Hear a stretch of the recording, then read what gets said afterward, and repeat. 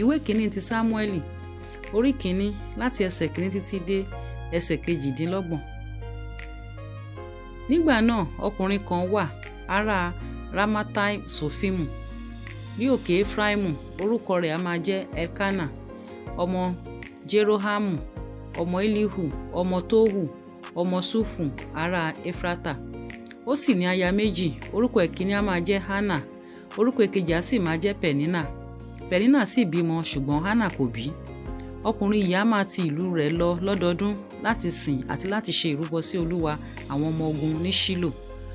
Ọmọ Eli méjèèjì Hofni àti Finehasi àlùfáà Olúwa sì wà níbẹ̀. Nígbà tí ó sì di àkókò tí Elkana ṣe ìrúbọ, ó fi ìpín fún Penina aya rẹ̀ àti fún gbogbo ọmọ rẹ̀ ọkùnrin àti fún àwọn ọmọ rẹ̀ obìnrin. Ṣùgbọ́n Hana li òun fi ìpín ẹni méjì fún, nítorí tí ó fẹ́ Hana, ṣùgbọ́n Olúwa ti sé e ní inú. Orogún rẹ̀ pẹ̀lú a sì máa tọ́ ọ gidigidi láti mú bínú, nítorí tí Olúwa ti sé e ní inú, bí òun ti máa ṣe bẹ́ẹ̀ lọ́dọọdún. Nígbà tí Hana bá gòkè lọ sí ilé Olúwa, bẹ́ẹ̀ ni Penina yìí máa bà á nínú jẹ́, nítorí náà a máa sọkún kò sì jẹun. Nígbà náà ni Elkana ọkọ rẹ̀ sì sọ fún un pé, Hana, èṣe tí ìwọ ń sọkún, èṣe tí ìwọ kò sì jẹun, èsì ti ṣe tí inú rẹ̀ fi bàjẹ́? Èmi kò há san fún ọ ju ọmọ 10 lọ bí? Bẹ́ẹ̀ ni Hana sì dìde lẹ́yìn ìgbà tí wọ́n jẹ, tí wọ́n sì mú tán ní Ṣílò. Eli àlùfáà sì jókòó lórí àpótí ní ẹ̀bá òpó tẹ́ḿpìlì Olúwa. Òun sì wà nínú ìbànújẹ́ ọkàn, ó sì ń bẹ Olúwa, ó sì sọkún gidigidi.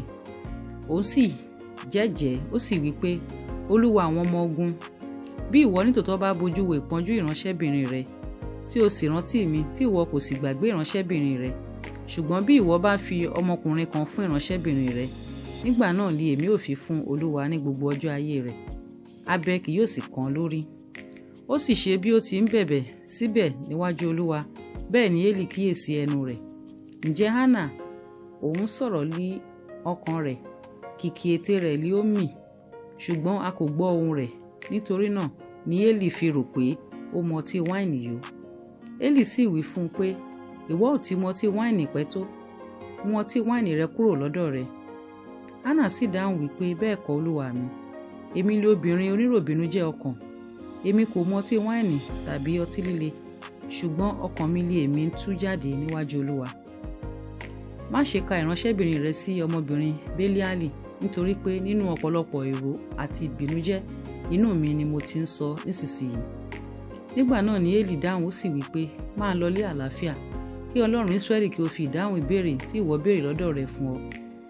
Ó sì wí pé, kí ìránṣẹ́bìnrin rẹ kí ó rí oore ọ̀fẹ́ lójú rẹ. Bẹ́ẹ̀ lobìnrin náà bá tirẹ̀ lọ, ó sì jẹun, kò sì fa ojú ro mọ́.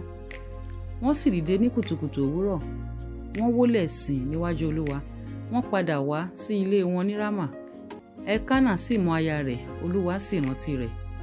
Nítorí náà ó sì ṣe nígbà tọ́jọ́ rẹ̀ pé, lẹ́yìn ìgbà tí Hana lóyún, ó sì bí ọmọkùnrin kan, ó sì pe orúkọ rẹ̀ ní Sámúẹ́lì, pé nítorí tí mo béèrè rẹ̀ lọ́wọ́ Olúwa. Ọkùnrin náà Elkana àti gbogbo àwọn ará ilé rẹ̀ gòkè lọ láti rúbọ ọdún sí Olúwa àti láti san ìlérí ìfẹ́ rẹ̀. Ṣùgbọ́n Hana kò gòkè lọ, nítorí tí ó wí fún ọkọ rẹ̀ pé, ó di ìgbà tí mo bá gba ọmú lẹ́nu ọmọ náà, nígbà náà li èmi ò mú un lọ, kí òun kí ó lè fi ara hàn níwájú Olúwa, kí ó sì máa gbé ibẹ̀ títí láé. Elkana ọkọ rẹ̀ sì wí fún un pé, ṣe èyí tí ó tọ́ lé ojú rẹ̀, dúró títí ìwọ ò fi gba ọmú lé ẹnu rẹ̀, ṣùgbọ́n kí Olúwa kí ó sáà mú ọ̀rọ̀ rẹ̀ ṣẹ. Bẹ́ẹ̀ ni obìnrin náà sì jókòó, ó sì fi ọmú fún ọmọ rẹ̀ títí ó fi gbà á lẹ́nu rẹ̀. Nígbà tí ó sì gba ọmú lé ẹnu rẹ̀, ó sì mú un gòkè lọ pẹ̀lú ara rẹ̀, pẹ̀lú ẹgbọrọ màálù 3 àti ìyẹ̀fun éfà 1 àti ìgò ọtí wáìnì 1, ó sì mú wá sí ilé Olúwa ní Ṣílò. Ọmọ náà sì wà lé ọmọdé. Wọ́n pa ẹgbọrọ màálù, wọ́n sì mú ọmọ náà tọ̀ Eli wá. Hana sì wí pé, Olúwa mi, bí ọkàn rẹ ti wà láàyè, Olúwa mi, èmi ni obìnrin náà tí ó dúró lé ẹ̀bá ọ̀dọ̀ rẹ níhìn tí ń tọrọ lọ́dọ̀ Olúwa. Ọmọ yìí ni mo ń tọrọ. Olúwa sì fi ìdáhùn ìbéèrè tí mo béèrè lọ́dọ̀ rẹ̀ fún mi. Nítorí náà pẹ̀lú èmi fi fún Olúwa ní gbogbo ọjọ́ ayé rẹ̀, nítorí tí mo ti béèrè rẹ̀ fún Olúwa. Wọ́n sì wólẹ̀ sìn Olúwa níbẹ̀.